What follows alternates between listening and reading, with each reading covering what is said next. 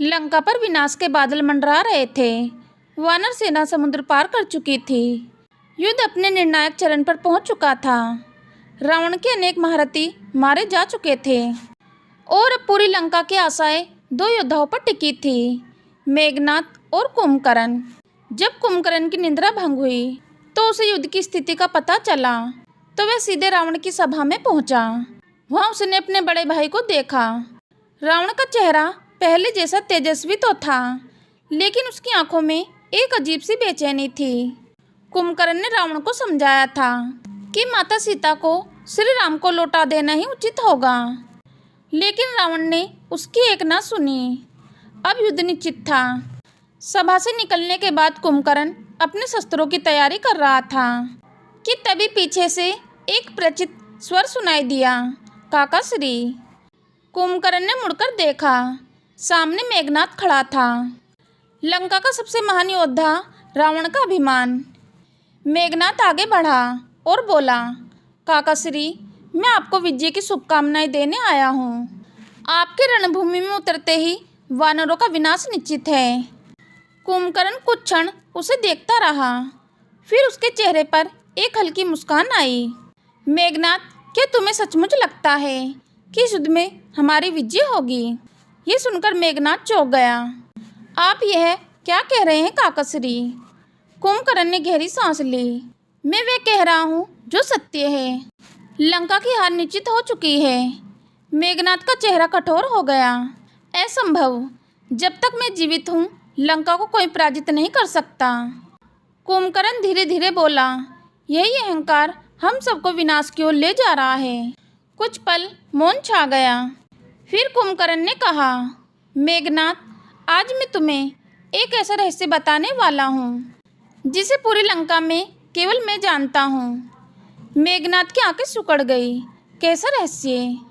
कुंभकर्ण ने चारों ओर देखा और फिर धीमे स्वर में कहा, यह रहस्य माता सीता और तुम्हारे पिता रावण से जुड़ा है। मेघनाद एकदम सतर्क हो गया। माता सीता? कुंभकर्ण बोला, क्या तुमने कभी सोचा कि तुम्हारे पिता ने इतने वर्षों तक किसी स्त्री को बलपूर्वक स्पर्श तक नहीं किया, फिर भी माता सीता का हरण क्यों किया? मेघनाद ने उत्तर दिया, क्योंकि वे उन्हें अपनी पत्नी बनाना चाहते थे। कुंभकर्ण मुस्कुराया, नहीं मेघनाद, यही वे भ्रम है जिसमें पूरी दुनिया जी रही है। मेघनाद के चेहरे पर आश्चर्य छा गया। तो फिर कारण क्या था? कुंभकर्ण की आंखें गंभीर हो गई। तुम्हारे पिता भली भांति जानते थे कि माता सीता कोई साधारण स्त्री नहीं है। क्या मतलब? वे जान गए थे कि माता सीता सव्य आदि शक्ति का अंश है। मेघनाद स्तब्ध रह गया। क्या? हाँ, और वे यह भी जान गए थे कि श्री राम कोई साधारण मनुष्य नहीं, बल्कि सभी विष्णु के अवतार हैं। मेघनाद को लगा जैसे उसके कानों ने गलत सुन लिया हो। यदि पिता यह जानते थे तो उन्होंने उनसे शत्रुता क्यों की? कुंभकर्ण की आंखें नम हो गई, क्योंकि तुम्हारे पिता को एक ऐसा श्राप याद था जिससे पूरी राक्षस जाति कभी मुक्त नहीं हो सकती थी। कौन सा श्राप? अहंकार का श्राप। कुंभकर्ण बोला, रावण समझ चुका था कि उसका अंत अब निकट है। उसने अनेक तपस्वियों, देवताओं और आर्षियों को पीड़ा दी थी। उसका पाप इतना बढ़ चुका था कि उसका विनाश निश्चित था, लेकिन वह मृत्यु से नहीं डरता था। फिर वह चाहता था कि उसका अंत किसी साधारण योद्धा के हाथों नहीं, बल्कि सव्य भगवान के हाथों हो। मेघनाद का शरीर कांप उठा। आप कहना क्या चाहते हैं? कुंभकर्ण बोला, मैं यह कह रहा हूँ कि माता सीता का हरण केवल एक स्त्री को पाने के लिए नहीं किया गया था, तो यह भगवान श्री राम को लंका तक लाने का माध्यम था। यह सुनते ही मेघनाद के पैरों तले मानो जमीन खिसक गई। उसकी सांसें तेज हो गई। नहीं, यह असंभव है, यही सत्य है। तो क्या पिताजी जानबूझकर विनाश को बुला रहे थे? कुंभकर्ण ने सिर झुका लिया।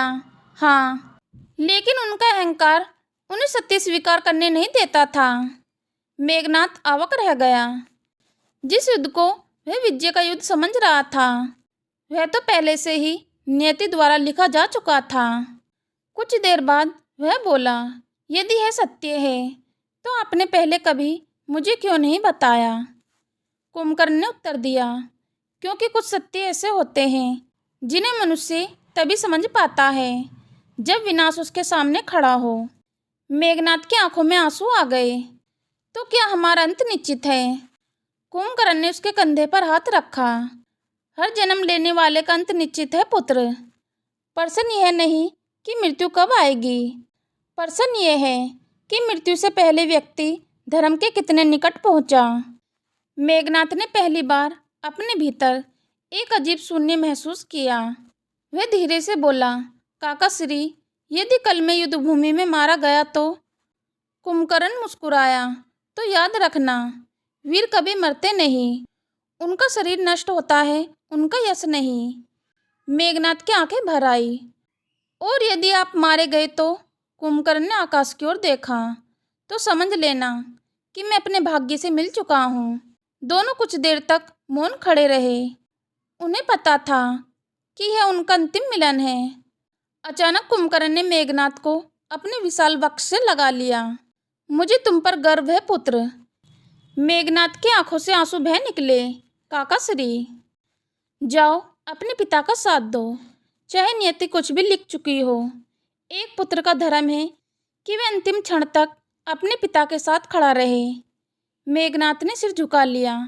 उसके मन में तूफान उठ रहा था। यह नियति और अहंकार का अंतिम संघर्ष था और उस संघर्ष का अंत निकट आ चुका था।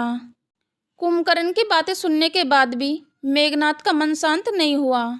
उसके हृदय में अनेक प्रश्न उठ रहे थे। वह समझ नहीं पा रहा था कि यदि रावण सचमुच श्री राम और माता सीता की वास्तविकता जानता था तो फिर उसने ऐसा मार्ग क्यों चुना जो पूरी लंका के विनाश का कारण बन गया। कुंभकर्ण अपने विशाल शस्त्रों को धारण कर रहा था। उसे पता था कि अब युद्ध भूमि में जाना है और शायद यह उसका अंतिम दिन हो। तभी मेघनाद फिर उसके पास पहुंचा। इस बार उसके चेहरे पर पहले जैसी वीरता नहीं, बल्कि गहरी बेचैनी थी। कुंभकर्ण ने उसे देखते ही पूछा, क्या बात है पुत्र? अभी भी तुम्हारे मन में कोई प्रश्न शेष है? मेघनाद बोला, हाँ काकाश्री, आपने जो बताया उसे सुनकर मेरा मन विचलित हो गया है, लेकिन मुझे लगता है कि आप अभी भी कुछ छुपा रहे हैं। कुंभकर्ण कुछ क्षण मौन रहा, फिर धीरे से मुस्कुराया। तुम्हारी बुद्धि बिल्कुल अपने पिता जैसी है। तो क्या सचमुच कोई और रहस्य भी है? कुंभकर्ण ने गहरी सांस ली। हाँ, एक और रहस्य है। मेघनाद तुरंत उसके निकट आ गया। कौन सा रहस्य?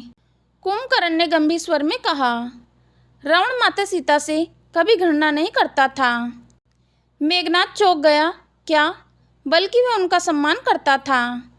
लेकिन यह कैसे संभव है? कुंभकर्ण बोला, तुमने कभी सोचा है कि इतने महीनों तक माता सीता अशोक वाटिका में रही, फिर भी रावण ने उन्हें बलपूर्वक स्पर्श तक क्यों नहीं किया? मेघनाद कुछ नहीं बोल पाया। कुंभकर्ण आगे बोला, क्योंकि रावण जानता था कि वह जिस स्त्री को लंका लाया है वह साधारण नारी नहीं है। वह जानता था कि उनमें ऐसी शक्ति है जिसे देवता भी प्रणाम करते हैं। मेघनाद स्तब्ध रह गया। तो फिर वह उन्हें बार बार विवाह के लिए क्यों कहता था? कुंभकर्ण ने उत्तर दिया, क्योंकि वह अपने भीतर चल रहे द्वंद्व से हार चुका था। एक ओर उसका ज्ञान था जो उसे सत्य दिखाता था, दूसरी ओर उसका अहंकार था जो उसे झुकने नहीं देता था।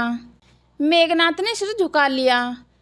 पहली बार उसे अपने पिता के भीतर का संघर्ष दिखाई दे रहा था। फिर उसने पूछा, काकाश्री, क्या पिता को कभी अपने कर्मों पर पश्चाताप हुआ था? यह सुनकर कुंभकर्ण की आंखें गहरी हो गई।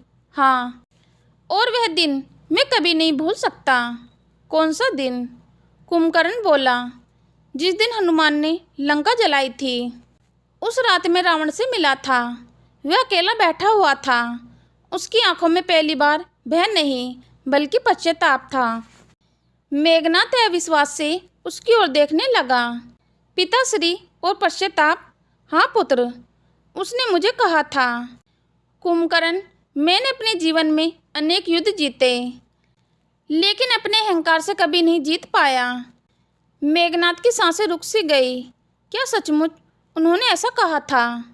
लेकिन अगले ही दिन वे फिर उसी रावण की तरह व्यवहार करने लगे जिसे संसार जानता है, क्योंकि उनका अभिमान उन्हें अपनी कमजोरी दिखाने नहीं देता था।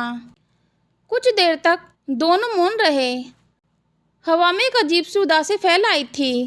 तभी कुंभकर्ण ने मेघनाद की ओर देखा और कहा, अब मैं तुम्हें सबसे बड़ा रहस्य बताता हूँ। मेघनाद का हृदय तेजी से धड़कने लगा। सबसे बड़ा रहस्य? कुंभकर्ण ने धीमे स्वर में कहा। रावण को अपनी मृत्यु का समय पता था। मेघनाद की आंखें फैल गई। क्या? हाँ, उसे आभास हो चुका था कि उसका अंत श्री राम के हाथों होगा। और यही कारण है कि पिछले कुछ समय से वह पहले जैसा नहीं रहा। वह बाहर से जितना कठोर दिखाई देता है, भीतर से उतना ही टूट चुका है। मेघनाद अब पूरी तरह स्तब्ध था। जिस पिता को वह अजय समझता था, वह तो अपने भाग्य का निर्णय पहले ही जान चुका था। उसकी आंखों में आंसू आ गए। काकाश्री, यदि यह सब सत्य है तो हम क्या करें? कुंभकर्ण ने उसके कंधे पर हाथ रखा। अब कुछ नहीं किया जा सकता। नियति का चक्र घूम चुका है। लेकिन एक काम अवश्य किया जा सकता है। क्या? अपने कर्तव्य का पालन। मेघनाद ने उसकी ओर देखा। कुंभकर्ण बोला, याद रखो पुत्र, वीर वह नहीं जो मृत्यु से बच जाए,